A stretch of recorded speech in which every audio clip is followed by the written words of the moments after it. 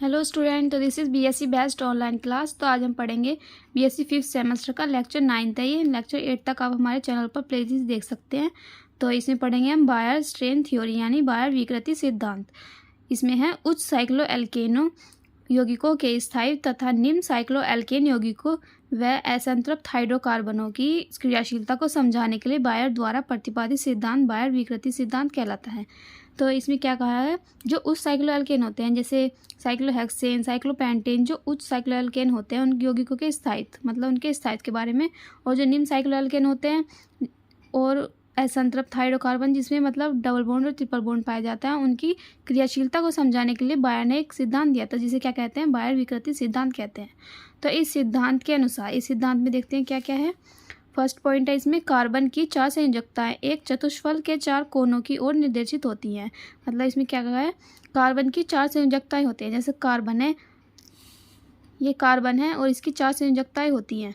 तो इसमें ये कहा गया है कि कार्बन की 4 संयोजकताएं एक चतुष्फल के चारों कोनों की ओर निर्देशित होती हैं। मतलब ये कार्बन की 4 संयोजकताएं जो हैं ये वाली, वे 4 कोनों की ओर निर्देशित होती हैं। तो और किन्हीं 2 संयोजकताओं के बीच 109 डिग्री और 28 मिनट का बंध कोण होता है। तो ये जो संयोजकता है इसकी, उनमें से किन्हीं 2 संयोजकताओं के बीच का कोण क्या होता है, 109 डिग्री 28 मिनट होता है। तो ये मैथेन अणु में है, क्योंकि मैथेन अणु का सूत्र क्या होता है, CH4। तो इसमें C है और 4 हाइड्रोजन है, तो इनके बीच का कोण क्या होगा, 109 डिग्री 28 मिनट। सेकेंड पॉइंट है इसमें कार्बन की 4 संयोजकताएं स्थिर नहीं होती हैं। इनकी दिशा को परिवर्तित करके अणु में आंतरिक विकृति उत्पन्न की जा सकती है, जिसके कारण अणु अस्थायी हो जाता है। मतलब जो ये संरचना है इसमें जो ये कोण है 109 डिग्री 28 मिनट का, ये ही नहीं रहेगा। तो इसमें कुछ चेंजेस भी हो जाते हैं जिसे क्या कहते हैं, विकृति उत्पन्न हो जाती है इसमें। तो इसका कोण बदल जाता है, ये इस पॉइंट में कहा गया था।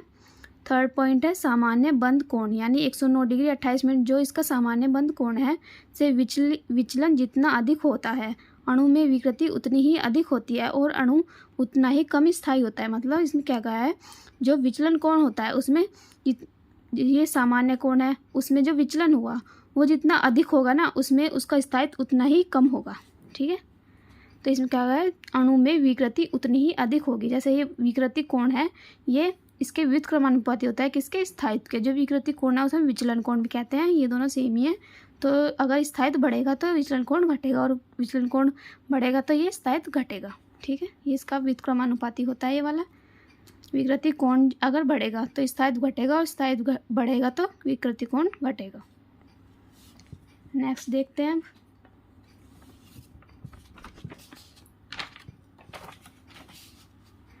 विकृति कोण देख लेते हैं एक बार, ये क्या होता है विकृति कोण। तो साइक्लो एल्केनों के बीच में सामान्य स्थिति से प्रत्येक संयोजकता बंध से के विचलन से बने कोण को विकृति कोण कहते हैं। तो हमने क्या बताया, जो साइक्लो एल्केन होते हैं मतलब साइक्लो प्रोपेन, ब्यूटेन, हेक्सेन, ठीक है, के बनने में जो सामान्य स्थिति होती है, मतलब जो हमने क्या बताया था कि जो मैथेन है उसमें कितना सामान्य कोण होता है, 109 डिग्री 28 मिनट। तो उस सामान्य स्थिति से जो उसमें परिवर्तन हो जाता है, मतलब विचलन हो जाता है उसके कोण में, तो उसे क्या कहते हैं, विकृति कोण। जो जितना उसमें विकृति हुई उस कोण को क्या कहते हैं, विचलन कोण या विकृति कोण। फोर्थ पॉइंट है इसमें, किसी पॉलीमैथिलीन चक्र में सभी कार्बन परमाणु एक ही तल में होते हैं। मतलब जो पॉलीमैथिलीन होता है ना, ये इसका सूत्र याद कर लेना। तो इसमें जो सभी कार्बन होते हैं वे एक ही तल में होते हैं, मतलब वे सीधे होते हैं। इसमें नेक्स्ट है बायर विकृति सिद्धांत के अनुप्रयोग यानी uses of Baeyer strain theory. इस सिद्धांत के निम्नलिखित अनुप्रयोग होते हैं। तो इसमें देखते हैं फर्स्ट, संतृप्त यौगिकों के स्थायित्व की गणना करने में। मतलब जो संतृप्त यौगिक होते हैं कौन से होते हैं, वे जिसमें सिंगल बॉन्ड पाया जाता है, वे क्या होते हैं, संतृप्त यौगिक। और असंतृप्त कौन से होते हैं, जिसमें डबल बॉन्ड और ट्रिपल बॉन्ड पाया जाता है। तो जो संतृप्त यौगिकों में एकल बंध होते हैं, इसमें ये कहा है कि इसमें एकल बंध होते हैं जिससे अणु में आंतरिक विकृति नहीं होती है और यौगिक स्थायित्व होते हैं। मतलब जो संतृप्त यौगिक होते हैं उसमें कोई विकृति उत्पन्न नहीं होती। जैसे मैथेन अणु में देख लेते हैं, सो ये मैथेन है, ये एथेन होगा। ठीक है, एथेन अणु में देख लेते हैं, इसकी संरचना कैसी होती है, C ऐसे होता है और नीचे 2 हाइड्रोजन साइड में और ऊपर।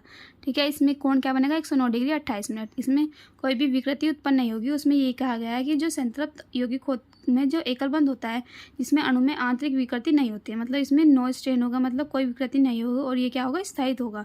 ये कैसे होगा, स्टेबल, क्योंकि इसमें कोई विकृति नहीं है तो ये स्टेबल होगा। सेकंड देख लेते हैं, असंतृप्त यौगिकों के अस्थायित्व की गणना करने में। जो असंतृप्त होते हैं मतलब जिसमें डबल बॉन्ड और ट्रिपल बॉन्ड पाया जाता है उसमें अस्थायित्व की गणना कैसे करते हैं। तो इन यौगिकों में द्विबंध और त्रिबंध पाया जाता है, ये मैंने अभी बताया, जिससे संयोजकता बंधों का सामान्य स्थिति से विचलन हो जाता है और अणु में विकृति उत्पन्न हो जाती है जिससे अणु अस्थायी हो जाता है। मतलब क्या कहा है, जिससे मतलब उसमें डबल बॉन्ड और ट्रिपल बॉन्ड पाया जाएगा तो उसमें सामान्य स्थिति से विचलन हो जाएगा, तो उसमें विकृति उत्पन्न हो जाएगी जिससे वो अस्थायी हो जाएगा। इसमें देखते हैं ये कौन सा है, C2H4 अणु में देख लेते हैं, CC और H इधर जुड़े रहेंगे 4, तो इसमें क्या होगा, डबल बॉन्ड पाया जाएगा बीच में, तो वो डबल बॉन्ड ऊपर होगा या नीचे होगा, तो ये इसी कारण इसमें एक विकृति उत्पन्न हो जाएगी, मतलब इसमें स्ट्रेन पाया जाएगा और ये थोड़ा अनस्टेबल हो जाएगा। ठीक है, यही बायर ने बताया था। नेक्स्ट देखते हैं आप थर्ड पॉइंट, चक्रीय यौगिकों के आपेक्षिक स्थायित्व की गणना करने में। जो चक्रीय यौगिक होते हैं जैसे साइक्लोप्रोपेन, साइक्लोब्यूटेन, साइक्लोपेंटेन, हेक्सेन, ठीक है, इनमें जो आपेक्षिक स्थायित्व होता है उनकी व्याख्या करने में बताया था, बायर का सिद्धांत उपयोग होता है। तो इन यौगिकों के स्थायित्व की व्याख्या विकृति कोण द्वारा समझाई जा सकती है। अणु में विकृति कोण का मान बढ़ने पर स्थायित्व घटता है, मतलब यही कहा गया है जो ये चक्रीय यौगिक होते हैं उसमें विकृति कोण जो होता है अगर बढ़ेगा तो स्थायित्व इसका घट जाएगा। ठीक है, तो इसमें देख लेते हैं कौन कौन से हमारे चक्रीय यौगिक हैं। इनमें से 4 हम पढ़ेंगे आज, साइक्लोप्रोपेन, साइक्लोब्यूटेन, साइक्लोपेंटेन और साइक्लोहेक्सेन। तो इसमें जो कोण होता है तो वो क्या होता है, इसमें जो कोण होता है इसके बीच का जो कोण होगा, मतलब इनमें जो संयोजकता है उनके बीच का कोण क्या होगा, 60 डिग्री, और इसमें क्या होगा, साइक्लोब्यूटेन में 90 डिग्री, और साइक्लोपेंटेन में क्या होगा, 108 डिग्री, और साइक्लोहेक्सेन में 120 डिग्री। तो इसका विकृति कोण कैसे निकालेंगे, इसका एक फॉर्मूला होता है 1/2 और ब्रैकेट में होता है 109 डिग्री 28 मिनट और माइनस जो कोण होता है ना उसे माइनस कर देते हैं तो क्या आएगा, प्लस 24.44 सेकेंड, 24 डिग्री 44 सेकेंड। ठीक है, और सेकंड देखते हैं, इसमें 90 डिग्री है तो इसका फॉर्मूला भी ऐसे होगा 1/2 109 डिग्री 28 मिनट माइनस 90 डिग्री, और इसे माइनस करेंगे और इसमें डिवाइड कर देंगे 2 से तो क्या आएगा, प्लस 9 डिग्री 44 सेकेंड 44 मिनट। ठीक है, ऐसे ही हम इसके इन दोनों के निकालेंगे। अगर आपको ये सॉल्व करना नहीं आता हो तो आप हमारे कमेंट में बता देना, हम अगली वीडियो में आपको बता देंगे। ठीक है, तो इसमें आपने देखा साइक्लोपेंटेन में कितना होता है 108 डिग्री और इसका फॉर्मूला क्या होता है 1/2 109 डिग्री 28 मिनट सेम है, और माइनस 108 जो कोण होता है उसमें से हम इसे माइनस कर देते हैं, तो इसमें से माइनस करके और 2 से डिवाइड करके क्या आएगा, प्लस 0 डिग्री 44 मिनट। तो साइक्लोहेक्सेन में क्या होता है 120 डिग्री होता है, तो हाफ, यही फॉर्मूला है सेम, 109 डिग्री 28 मिनट माइनस 120, तो इसी में इसे माइनस करेंगे और इसको डिवाइड कर देंगे तो क्या आएगा, माइनस 5 डिग्री 16 मिनट। तो अगर इसे आपको आता नहीं है ना, वैसे मैथ वालों को आता होगा, लेकिन अगर किसी को नहीं आता है तो आप हमें बता देना, हम अगले वीडियो में आपको ज़रूर बताएंगे, बहुत ईजी है ये। तो नेक्स्ट है स्थायित्व का बढ़ता क्रम, मतलब जो साइक्लो एल्केन होते हैं उनमें स्थायित्व को कैसे बढ़ता है स्थायित्व।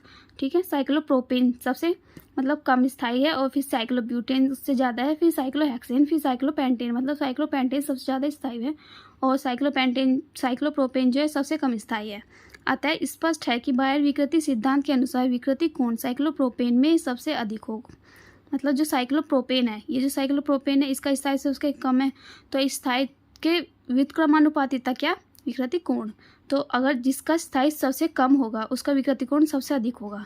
ठीक है, इसमें ये कहा गया है जो साइक्लोप्रोपेन है वो सबसे अधिक और साइक्लोपेंटेन में सबसे कम होता है। जो विकृति कोण होता है वो साइक्लोप्रोपेन में सबसे अधिक होगा और साइक्लोपेंटेन में सबसे कम होगा, क्योंकि स्थायित्व इसका ज़्यादा है तो इसका विकृति कोण कम होगा। ठीक है, ये कहा गया है इसमें। तो साइक्लोप्रोपेन में सबसे अधिक और साइक्लोपेंटेन में सबसे कम होता है। इस आधार पर साइक्लोप्रोपेन सबसे कम स्थायी, ये सबसे कम स्थायी है, और साइक्लोपेंटेन सबसे अधिक स्थायी, क्योंकि स्थायित्व का बढ़ता क्रम है तो इसका सबसे अधिक होगा। ठीक है, आज की वीडियो यहीं ख़त्म करते हैं। तो अगर आपकी इसकी PDF चाहिए तो आप डिस्क्रिप्शन बॉक्स में से डाउनलोड कर लें, और हमारे एक टेलीग्राम चैनल भी है BSc बेस्ट ऑनलाइन क्लास के नाम से, आप उसे भी ज्वाइन कर सकते हैं, जिसका लिंक मैं PDF उसमें डाल दूँगी डिस्क्रिप्शन बॉक्स में। ठीक है, वहाँ पे आपको सारे लेक्चर्स की PDF मिल जाएंगी, और हमारे चैनल को सब्सक्राइब कर लें जिससे आने वाली वीडियोज़ की नोटिफिकेशन आपको मिल सके। ठीक है, थैंक यू सो मच।